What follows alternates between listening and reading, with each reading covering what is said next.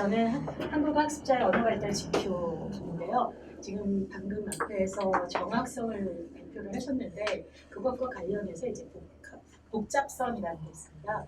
그 복잡성이라는 개념이 사실은 제가 이걸 공부를 한 지 좀 됐는데 상당히 복잡합니다. 복잡성 자체가 너무나 단층이 좀 복잡해서 과연 그것으로 학습자 언어의 발달을 어떻게 명시화할 수 있을까 굉장히 고민을 하면서 이번에는 좀 해봐야지라고 그 주제를 잡고서 했는데 역시 이제 보시면 알겠지만 여러 가지 개념적인 그 정리를 하다가 분석이 아니라 예비 분석이 됐습니다. 대단히 죄송하지만 이것이 시작이 돼서 저희가 복잡성에 대해서 다시 한번 생각해보는 그런 계기가 됐으면 좋겠습니다.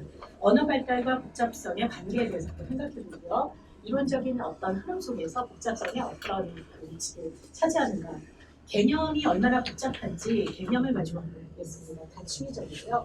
그렇다면 그것을 어떻게 측정할 수가 있겠는가, 학습자 언어 속에서 그 복잡성이 어떻게 구현이 되고 그것을 가지고 수달도라든지 혹은 언어 발달을 어떻게 지표화해서 볼 수 있을까 하는 부분인데 선행 연구를 보면 알겠지만 상당히 영어 교육에서도 그렇고 한국어 교육에서도 그렇고 결론적으로 결론이 없는 그런 많은 논의들을 해온 그런 경향이 있습니다. 그래서 그 부분에 대해서 한번 반성도 하면서 그리고 한번 최고급 학습자, 사실 한국어 교육에서 초급, 중급, 고급까지는 되어 있는데 최고급 학습자라 그러면 거의 1200시간 이상의 그 한국어를 배운 그런 학습자들인데 그 학습자들의 언어에 나타난 그 복잡성을 한번 생각해 보려는 굉장히 큰 시도를 하려고 했으나 죄송하다는 말씀을 미리 드리면서 일단 들어가겠습니다.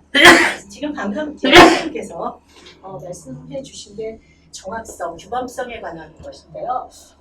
저희도 마찬가지입니다. 토론자 선생님께서도 말씀하셨는데 규범성이 강조되다 보면 설명적으로 되고 주입식으로 된다. 이런 것 때문에 사실은 저희가 복잡성이라고 할 때는 어디서부터 나왔냐면 그렇듯이 정확성 지향적인 활동을 하니까 실제로 학생들이 언어를 사용하지 못하더라. 이런 반성에서 유창성으로 가보자. 너무 문법에 그렇게 문법을 설명하고 문법을 기계적으로 도입하는 것에 연습 차원의 어떤 그런 시도에서 좀 벗어나자 이런 생각을 하면서 이제 두 가지를 구별했습니다. 그것이 이제 학습자의 언어 발달이라든지 숙달도와 관련해서는 얼마나 더 규범에 가깝게 가는가, 또 얼마나 더 자연스럽고 듣기에 속도감 있게 가는가 해서 정확성과 유창성이라는 개념이 확립이 되는데 그것과 함께 스케한이 이제 복잡성이라는 걸 했습니다. 단순하게 말하는 것이 아니라 언어가 발달할수록 좀 더 복잡해질 거다라는 생각을 했는데 그 복잡한 게 과연 어떻게 복잡한가? 복잡한 걸 생각해봐도 저희가 많이 생각해보면 언어 단위가 굉장히 많지 않습니까? 형태소도 있을 거고 그 밑에 음소도 있을 거고 그 다음에는 단어 차원이 있을 테고 어절이 있을 테고 구가 있을 테고 절이 있을 테고 이제 쭉쭉쭉 나갈 텐데 거기서 각 취미마다의 복잡성을 따지려면 이건 상당히 참 어려운 일인데 어쨌든 저희는 이론적인 것보다는 저희는 응용적이기 때문에 실제적으로 학생들의 어떤 언어의 단계 속에서 발달 속에서 복잡성이 어떤 양상으로 구현되는가 이것을 정확하게 잡아냈을 때 그것이 이제 평가로 이어지고 평가 자체는 또 저희 교육과정으로 피드백이 오기 때문에 저희는 이제 복잡성에 대해서 생각을 하지 않을 수가 없었고요. 사실 복잡성 자체는 1990년 이전에는 단순성과 복잡성으로 별도로 됐는데 이제 보니까 이 복잡성이라는 것은 정확성과 유창성과 같이 가야 되는 개념이다. 이제 잠시 후에 보면 되겠는데요. 그런 부분에서 이제 복잡성에 대해서 얘기하려고 합니다. 자, 복잡성을 얘기할 때 이제 크게 네 가지가 있는데요. 절대적, 양적 복잡성 이런 거 보시면 알겠지만 절대적, 양적 복잡성은 절대적으로 많으면 많을수록 복잡해진다. 그러니까 단어가 많거나 혹은 구조가 내포문, 내포절 이런 것이 많거나 잉여성 유발하는 것이 많으면 복잡해지고 불규칙해지면 또 복잡해지고 그다음에 어려울수록 복잡해진다. 이런 네 가지에서 복잡성이 많이 되는데 이런 우리 복잡성을 얘기할 때 기본적으로 우리가 갖고 있는 가정이 있습니다. 그러니까 지금 방금 얘기한 그런 것에 이제 내재되는 것도요. 더 많은 언어 표현이 많으면 많을수록 복잡하다. 또 더 길면 길수록 복잡하다. 또 계층화되고 내포되면 더 복잡하다. 또 더 다양하게 사용되면 복잡하다. 또 덜 빈번해서 사람들이 잘 안 쓰는 그런 어휘들이 선택이 되거나 의미적으로 추상화된다면 더 정교한 언어가 될 것이고 그 배우는 더 복잡해진다. 더 많은 인지적 요구가 있을 경우 복잡하고 발달 단계에서 배우기 어려워서 늦게 그것을 습득하면 복잡하다. 이것만 봐도 상당히 복잡한 개념이고 골치가 아픈 얘기를 할 수가 없습니다. 정말 다층이적인데요. 많다, 길다, 계층적이다, 다양하다, 덜 빈번하다, 인지적 요구의 발달 단계까지. 자, 그런데 이제 이런 이론적인 어떤 가정이 있긴 한데 이것을 그대로 받아들일 수는 없습니다. 예를 들어서 1번과 2번에서 1번의 경우에는 라고 한다. 그 앞에 부분 이름이 어린왕자라고 한다. 라는 어떤 내포 같은 것이 생각이 들지만 그것은 저희가 생각할 때는 어떤 간명한 그런 언어라든지 혹은 지나치게 긴 것을 싫어하는 그런 뜻을 본다면 내가 가장 좋아하는 책은 어린 왕자이다. 이런 것이 오히려 더 자연스럽지 않을까 싶습니다. 그렇다면 길다고 해서 더 복잡해 보이긴 하지만 그렇다고 해서 그것이 언어 발달상 더 발달된 것과 연결이 되겠는가 하는 부분을 한번 생각해 봐야 합니다. 두 번째도 마찬가지인데요. 유치하면 부모님 우수하면서 학원만 있다는 것이 아니라 이렇게 굉장히 길게 쓰는 이것이 과연 길어졌는데 과연 이것이 더 언어적으로 발달된 더 숙달된 그런 표현인가 거기에 대해서는 저희가 방금 앞에서 했던 복잡성과 관계된 몇 가지 가정들에 대해서는 생각을 좀 해볼 필요가 있다라는 부분이고요. 세 번째는 어떤 다양성의 문제인데요. 저희가 코이존 얘기할 적에 그 응열 장치라고 여기서 어떻게 번역을 하시는지 잘 모르겠는데요. 코이시브 디바이스를 얘기할 때 서울 이렇게 될 때 저희는 이것을 다양하게 나누지 않고 그냥 서울, 수도 서울, 어떤 서울 해서 반복적으로 그대로 다양성을 덜 지향하는데 사실은 영어에서는 이런 식이 오히려 더 자연스럽거든요. 그래서 예전에 서울대 홈페이지 보시면 서울시에 대한 이런 과거와 현재가 공존하는 서울이라고 되어 있을 때 그 다음 그 밑에 영어로 되어 있는 것을 보시면 이런 식으로 되어 있다고 할 수 있습니다. 그러니까 한국어에서는 덜 다양한 게 아니라 어떤 코이전이라든지 이런 어떤 특별한 문법 장치에서는 다양성보다는 어떤 반복성을 더 선호하는 그것이 구어적인 것이 아닌가라는 생각에서 이제 일단 복잡성에 대해서 기본적으로 갖고 있는 가정에 대해서는 받아들이되 몇 가지 주의할 점이 있다는 것을 말씀드리겠습니다. 복잡성의 개념은 정말 복잡했는데요. 사실 거기에서 나오는 것들이 보면 여기에 이제 복잡성의 개념을 먼저 볼 필요가 있습니다. 다양한 분들이 이제 굉장히 유명한 분들인데요.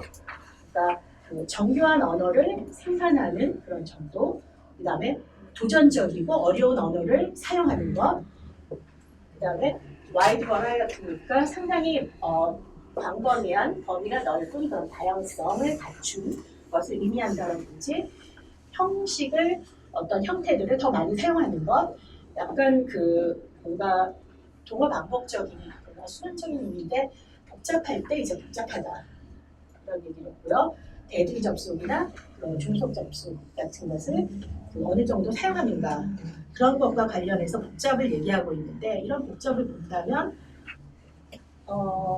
난이도도 얘기하고 있고 정교성도 얘기하고 있고 발달도 얘기하고 있고 다양성도 얘기하고 있고 형식의 형태의 수를 얘기하고 있고 대등 중속 접속 같은 어떤 이런 것까지 얘기하고 있습니다. 상당히 개념화하기 도대체 어떻게 접근해서 얘기해야 되는가.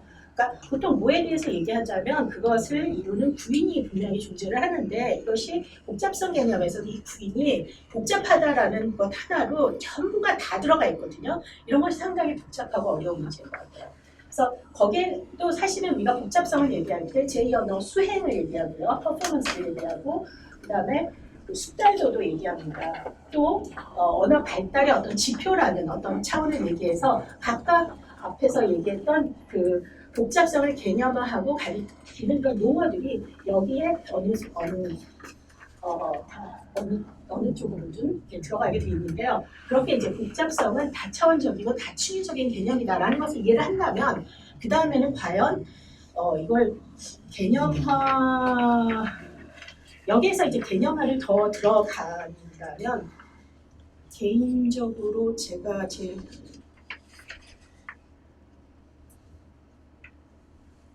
저는 이것하고 플러스 어떤 게 들어갔으면 좋겠어요. 다양성과 정교성 플러스 뭔가가. 네, 이것도 복잡성하고 연결이 될까요? 근데 저희가 생각할 때는 이것이 가장 좀 비슷하지 않을까 생각을 하는데요. 어쨌든 여기에 대해서는 좀 더 생각해 보겠습니다. 그 다음에 측정을 한다 그럴 때요. 개념화도 저렇게 쫙 펼쳐졌는데 과연 측정이 과연 어떻게 될 것인가. 사실은 이 단위가 또 언어 단위의 복잡성을 얘기할 때 모든 단위가 다 복잡한 거거든요. 그러니까 그 층위가 다 들어가는 거죠. 근데 저희가 그 얘기를 할 때는 문장을 가지지 않고 T 유닛이나 C 유닛, AS 유닛이라는 다른 것을 씁니다. 이렇게 쓰는 이유는 뭐냐면 문장이 많을수록 복잡하다. 혹은 문장 속에 단어가 많을수록 혹은 내포된 혹은 어떤 접속된 뭔가가 많을수록 복잡하다라고 얘기하고 싶은데 우리가 흔히 얘기할 때 뭐뭐하고 그냥 무한대로 계속될 수가 있거든요. 근데 그게 과연 복잡한 거냐 이런 것에 대한 반성으로 그런 대등절을 빼고 주절과 종속절 이하로 이루어진 단위인원을 T유닛으로 두고 T유닛 내에서 단어가 얼마나 많이 쓰였는가 그 안에 절이 어떤 절이 있는가 이런 것을 보려는 그런 시도에서 이제 T유닛이라는 것을 헌트라는 사람이 이제 가져왔고요. C유닛은 국어에서 그렇게 해서 T유닛을 하려다 보니까 생략된 것이 있는데 생략된 것을 처리할 방법이 없었거든요. 그래서 생략된 그런 불완전한 국어 발음 AS 유닛이 있고요. 또 뭐 절에는 절, 구 이런 것들이 있는데 이런 것이 이제 측정 단위로 사용됩니다. 통사적 복잡성을 얘기할 때 이제까지는 주로 어떤 얼마나 다양한 통사 구조가 사용되었는가 또는 정교성에서 이제 이런 측정 도구가 있는데요. 복잡성 측정 도구가 상당히 많은 게 있는데 굉장히 복잡하고 이게 24가지가 있거든요. 근데 이게 다 있었고요. 최근에 2015년에 어떤 논문이 영어교육 분야에서 복잡성에 대한 학자들이 통사적 복잡성을 하기 위해서 이제 그 측정 도구로 어떤 것을 했는가 봤더니 이렇게 다양한 거의 한 어떤 분은 40명이면 거의 한 30개 정도의 다양한 방법들이 사용되더라. 그럼 여기에서 어떤 것을 가져와서 우리는 복잡성이라는 그 학생들의 언어 발달, 학습자 언어 발달을 추적해 나갈 것인가를 생각할 때요. 근데 어느 것이 좋겠는가? 첫 번째 장문당 문장 수, 장문당 T 유닛 수. 그러니까 그 문장이 적을수록 복잡한 거겠죠. 그러니까 문장이 많을수록 T 유닛이 많을수록 그리고 장문당 오류 T 유닛이 많을수록 전수가 많을수록 이런 것들이 있는데 실제로 여기에 대해서 나슨 프리먼과 그 사람들은 T 유닛의 평균 길이, T 유닛 내에 단어가 몇 개 있는가, 장문당 무오류 T 유닛 수, 무오류 T 유닛의 평균 단어 수, 그러니까 T 유닛 내에 평균적으로 단어가 몇 개 있는가 이런 것이 이제 상당히 적합해 보인다라고 얘기했습니다. 근데 여기서 좀 어려운 게 뭐냐면 복잡성은 그 자체로 하나의 개념인데 문제는 다른 정확성과 중복이 된다는 거죠. 그러니까 뭐냐면 T 유닛은 무오류 T 유닛 수 내지는 무오류 T 유닛의 평균 단어 수로서 복잡성을 산출을 하거든요. 네, 복잡성을 산출하기 위해서 정말로 복잡한 정확성을 가져온다는 거죠.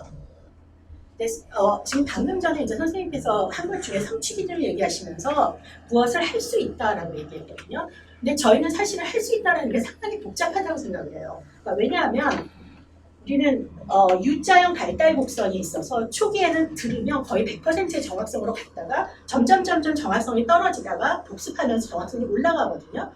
그러니까 할 수 있다 그러면 언제 할 수 있는 건지 또 학생들 들어보면 오늘은 하다가 또 1시간 있다가 또 못하고 이게 막 그 베리에이션이 많거든요. 그러면 반복적으로 몇 번 출연해서 몇 번 할 때 할 수 있는가 그것도 저희 그 오류를 하는 선생님들이 얘기할 때는 60%에서 90%까지 상당히 다양해요. 그렇다면 할 수 있다의 의미가 뭔지 또 사실을 듣고 싶었는데 뭐 어쨌든요. 그렇게 오류 그리고 오류가 아니다도 저희는 사실은 말하기가 참 애매해요.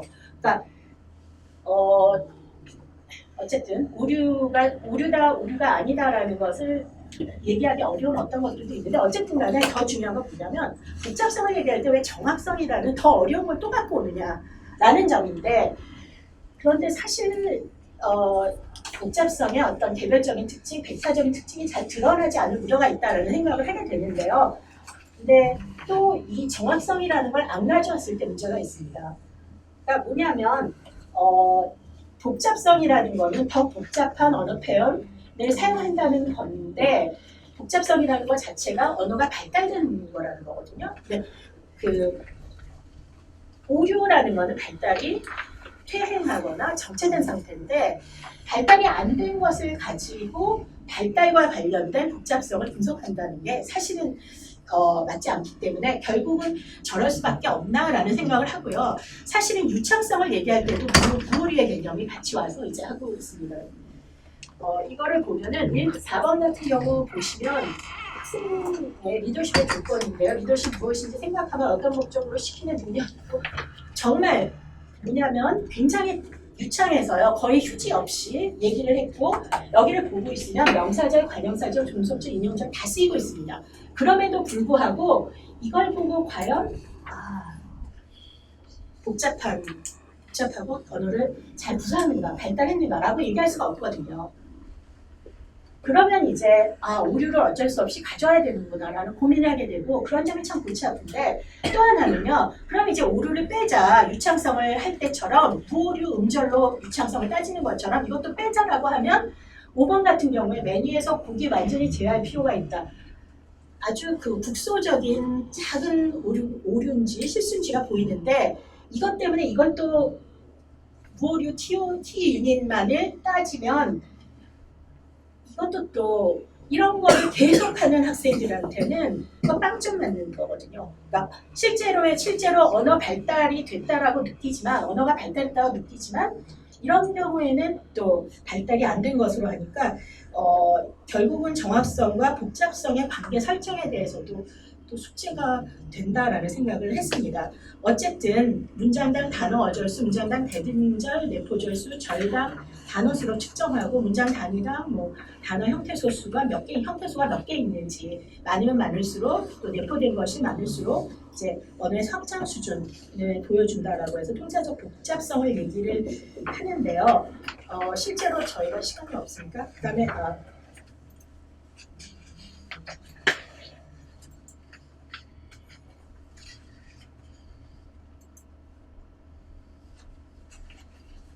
어휘적 복잡성은 얼마나 다양하게 쓰는가, 또 얼마나 정교하게 쓰는가. 네, 그다음에 얼마나 밀도 있게 쓰는가. 이게 생각심리 관점에서 본다라고 잠시 얘기하겠습니다. 어휘적 다양성의 여러 가지 구인에 대해서는 크기라든지 풍부성, 효율성이 있으니까 읽어보시고요. 그것을 어떻게 측정하는가를 한번 보시면은 어휘 유형이라고 해서 그러니까 어떤 특정 어휘가 나오는 대로 그냥 카운팅을 하는 거예요. 얘가 학교에 갔다 그러면 나, 가, 학교에 갔다 이렇게 해서 5가지 나오는데 그 다음에 내가 학교에 갔다 학교에서 무엇을 했다 학교가 2번 나오거든요. 그 2번 나올 때 그것은 2번 나오지만 어휘라는 유형으로는 1번 나오니까 그것은 어휘 유형이라고 생각하고요. 학교는 실제적으로 누적된 어휘가 2번 있으니까 누적 어휘 수는 2번으로 가서 TTR이라는 방식을 사용을 하는데 TTR은 뭐냐면 그러니까 누적된 몇 번 나왔는지 모든 어휘들을 한번 수를 합계를 내고 그것을 유형으로 나누는 것이 이제 TTR입니다. 그래서 TTR이 클수록 다양한 어휘를 쓴다. 그다음에 G 지수라는 게 있고 또 저런 것이 있고 D라는 것, DX라는 것도 있습니다. 또 밀도도 있고 정교한 저빈도 어휘를 많이 쓴다고 하면 굉장히 정교한 더 세분된 언어 표현을 하는 게 아닌가 이렇게 본다 이런 말씀드리고요. 관련 논의를 보면 주로 이제까지는 문어 자료를 대상으로 했고요. 구어보다는 어휘적 복잡성보다는 문법적 복잡성에 대해서 분석을 주로 했고 통사적 복잡성에서는 주로 정교성을 분석해서 아까 이제 몇 개냐 본문이냐 단문이냐 뭐 이런 그 것들을 했고요. 다양성 분석은 거의 이루어지지 않았고 제가 본 바로는 없었습니다. 그 다음에 어휘적 복잡성은 주로 다양성이고 오히려 정교성이 몇 개 안 됐다라는 말씀을 드리면서 근데 이제 사실 이렇게 말씀드리면서 이제 저희가 관련 논의를 쭉 보면 영어 쪽도 그렇고 저희도 그렇고 비슷한 문제가 뭐냐면 측정이 상당히 다양한 측정 도구가 있거든요. 그 중에서 자기가 편한 거 3개를 쓰는 거예요. 아무거나 2개나 3개나 편한 거 써요. 그러니까 교차 검토를 하거나 메타 검증을 할 수가 없어요. 이거는 이제 영어에서도 그렇고 저희도 마찬가지인데요. 그런 점, 뭐 심지어는 수달도 단계를 6단계라고 해서 표준교육과정에서 6단계를 두고 있는데 우리는 3단계, 우리는 9단계 그렇게 하겠다. 그냥 해버리는 거예요. 그리고 분석 단위가 T인 경우도 있고 문장의 경우도 있어서 연구 결과를 이렇게 서로 하는 것이 굉장히 어려웠습니다. 그런 메타 분석이 어렵다라는 것은 또 다른 문제. 그럴 수도 있다고 하지만 또 문제는 뭐냐면 3개나 4개 같은 몇 개 안 되는 측정 방식을 기반으로 해서 분석을 한 다음에 그것을 가지고 언어 발달을 보여준다라고 강력한 주장을 한다는 거 그것이 더 문제라고 생각을 하고요. 그런 식으로 일반화한다면 약간 비판을 받기 어렵겠다라는 생각을 하고요. 또 한 가지는 여기 관련해서 과제 유형에 따라서 이게 숙제냐 시험이냐에 따라 굉장히 다릅니다. 시험이라 그러면 굉장한 집중력을 가지고 성취를 보이는데 숙제라면 참 대충 하는 경향이 있더라고요. 제가 완전 당했어요. 이거를 하면서 최고급 학습자였는데 A 학습자, 북경대 출신으로 엄청 똑똑한 학생이었습니다. 그 학생 상위 10% 원래 1% 들어갈 수 있는 학생이 여기서 이제 숙제를 좀 덜 해가지고 10%로 떨어졌는데 그 학생이 쓴 게 당연히 왼쪽, 선생님들이 보기에 왼쪽 그리고 아주 열심히 하고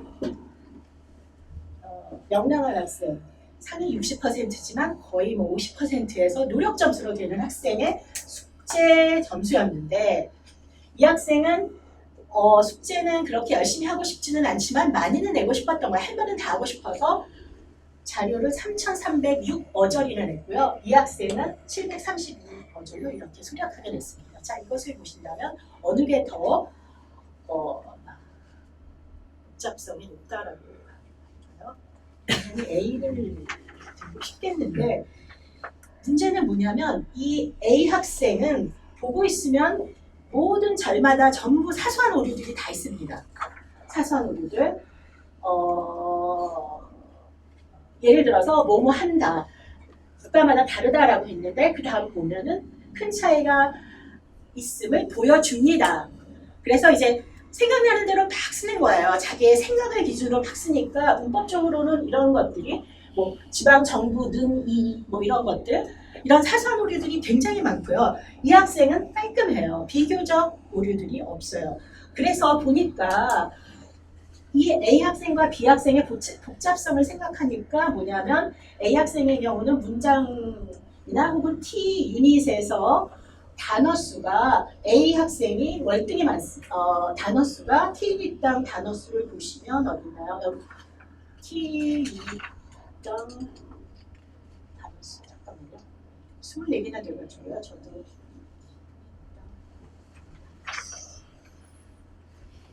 예, 문장당 단어 수를 보면 25개나 썼는데 이 학생 8개. 예. 그리고 근데 이제 반대로 문장당 무오류 단어의 비율을 봤더니 학습자 B가 문장당 무오류 절수를 장문당 무오류 절수를 봐도 그런데 이 학생은 111개, 이 학생은 54개. 혹은 B 학생이 훨씬 오류를 덜 범했다는 거죠. 그러니까 덜 범한 맞는 문장을 쓰는 것이 맞지만 덜 복잡한 문장을 쓰는 것이 복잡성과 관련해서 언어 발달을 더 했다라고 할 것인가 아니면 그 반대일까에 대한 어떤 생각들을 해봐야 될 것 같습니다.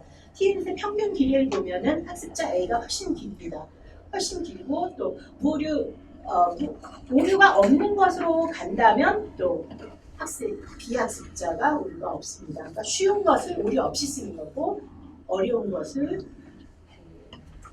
편하게 썼다는 그런 느낌이 받았는데, 자 그렇다면 중간 언어의 복잡성을 생각할 때 복잡성할 때 더 그 오류를 생각 안 할 수는 없거든요. 아까 말씀드렸다시피 복잡성이라는 것은 언어 발달을 보여주는 건데, 발달이 정체되거나 퇴보되는 오류인 그 문장을 인정해서 그래도 잘 썼으니까 라고 할 수가 없는데, 그럴 때 이제 어떻게 해야 되는가, 이런 것이 어려웠습니다. 어휘를 보면은 A 학생, B 학생 해서 누적 어휘 수를 보면 그 A 학생이 그 38개 TTR 나왔고요. 그다음에 B 학생이 이제 50개 나왔는데, 사실은 이런 그 TTR의 경우는요, 그러니까 그 어휘 유형, 그 누적 어휘의 그 비율, 이것은 보통 정상적인 경우 모르고 하자면 한 40% 정도라고 하는데요. 근데 실제로 이렇게 되는 거는 크기가 작을 때 그렇습니다. 이렇게 크게 나오는 것은. 그래서 이제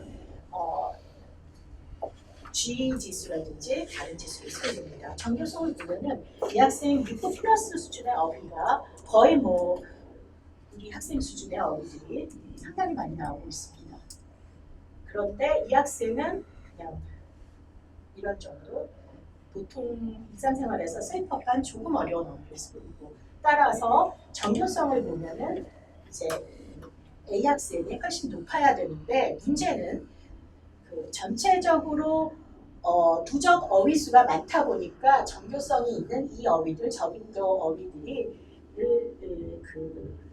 카운트하더라도 좀 낮게 나왔습니다. 그러니까 이런 것들이 어떤 수량화했을 때 수량화를 이렇게 하나 둘 셋 넷 세면서 기대했던 어떤 방식과는 다르게 나오는 이런 것 때문에 이제 복잡성에 대한 것이 어려워졌습니다. 어쨌건 복잡성이 굉장히 복잡하다는 말로 다시 끝낼 수밖에 없겠는데요.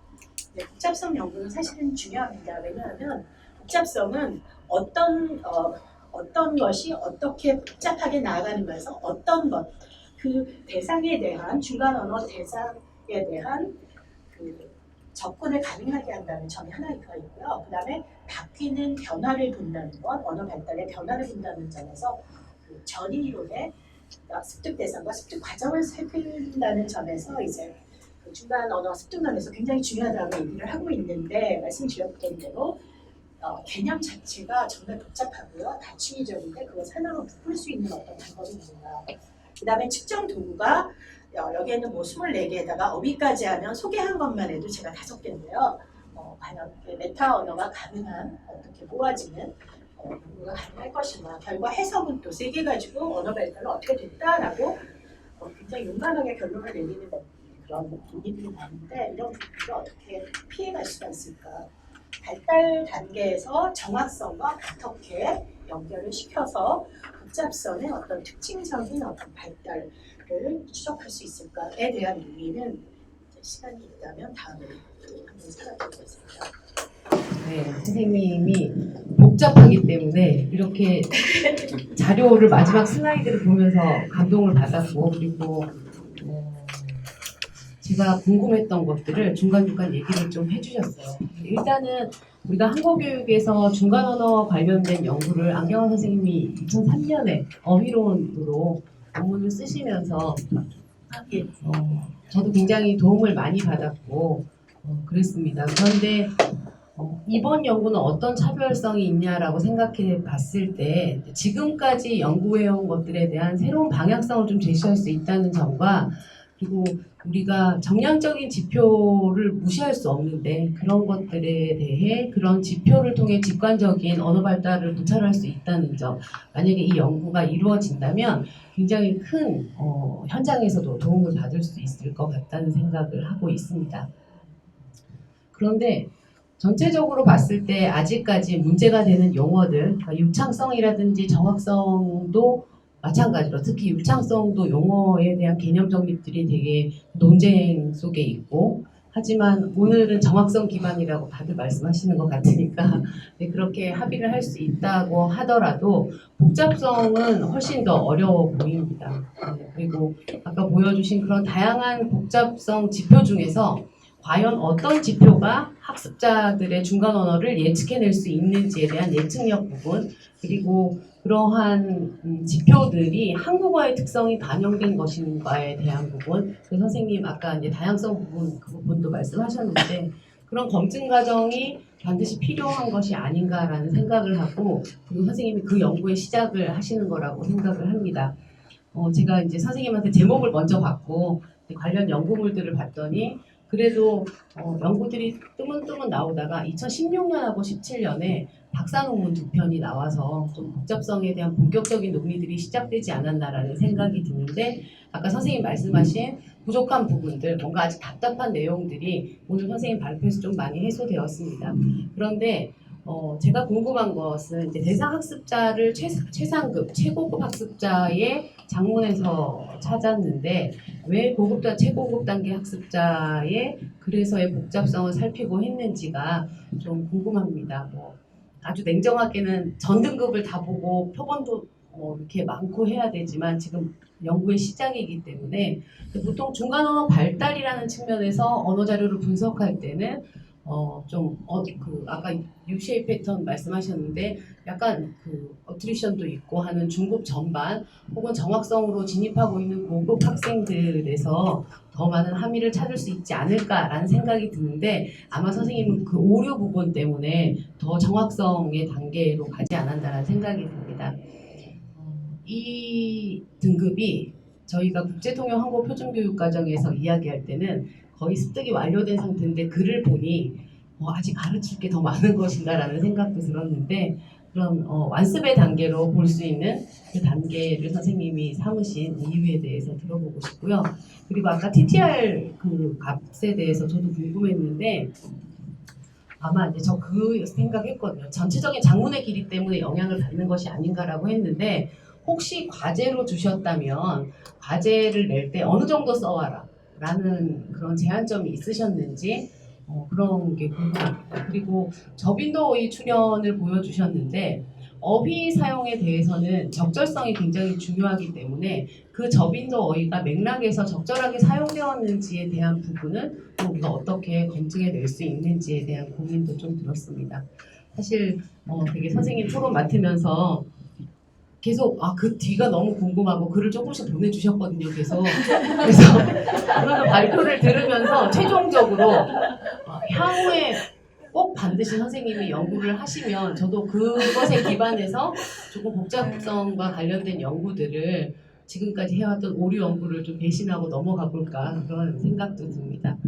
좀 새로운 생각들, 그리고 무엇이 한국교육 현장을 위해 필요한지, 그리고 우리가 숙달도 기준이라고 정해놓은 것이 과연 선언적이기만 한 것인지 아니면 실제 현장을 반영하고 있는 것인지에 대한 검증도 가능한 연구라고 생각을 합니다. 좋은 발표해 주신 선생님께 감사드립니다. 그거 더 붙일 말 있으시면. 예, 너무 네, 좋은 토론 해주셨고요. 나중에 나가면서 말씀해 주신 거 있는데, 실은 제가 이거 복잡성을 하면서 한 가지만 말씀드리면 한국어의 특징에 대해서 얘기하는데, 저희가 그 문법을 얘기할 때 어미하고 조사를 중심으로 문법이 학생들에게 이제 그 교육과정에서 편성이 돼 있거든요. 그럼에도 불구하고 여기에서는 이제 통사적으로 돼 있는 거는 순전히 제가 생각할 때는 그 영어 교육의 영향이라고 생각해요. 통사론으로 해결하는 부분에 좀 형태적으로 가야 되는 거지 않을까, 그런 생각을 하면서 했고요. 그 고급을 택한 이유는 뭐냐면 딱 그거예요. 고급인데 내용은 중급, 고급인데 내용은 초급. 그러니까 뭐 조사를 완전히 다 틀리거나 이런 학생들이 있어서 고급이라도 괜찮겠다라는 생각하고, 또 한 가지는 제가 고급을 주로 맡기 때문에 고급 학생들에게 도움이 됐으면 하는 현장 제한적인 어떤 실행 연구를 했기 때문에 그렇습니다. TTR에 대해서는 저도 왜 저렇게 높게 나왔는가, 제가 정말 뭔가 최신 거를 몰라서 깜짝새밖에 보이고 그 깜짝새를 가지고 해서 죽어라고 고생하면서 수작업을 했거든요. 하나하나. 근데 사실은 뭐 오류가 많기 때문에 어쩔 수가 없어요. 몰라도 마찬가지일 텐데. 네, 그렇습니다. 근데 그 부분을 저도 좀 보고 싶고요. 선생님과 같이 여기에 대해서 얘기 나눌 수 있어서 감사했고요. 좋은 발표 같은 게 돼서 좋았습니다. 감사합니다.